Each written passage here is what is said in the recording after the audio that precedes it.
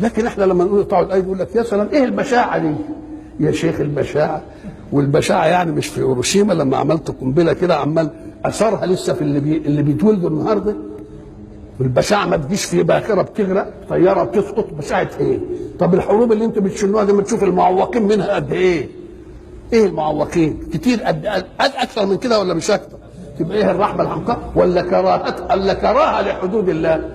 ولذلك انا قلت مره من عرفه، خطبه عرفه للناس جميعا، قلت ارجعوا الى حكامكم وقولوا لهم اقطعوا يد السارق.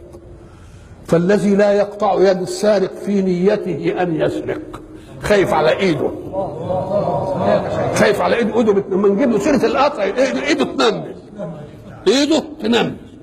نعم. فالمساله الذي شرع اللي حمى ده هو بيعمل هذا عشان يحمي الباقي، وانتوا بتقولوا من هلاك الثلث في اصلاح الثلثين جايز.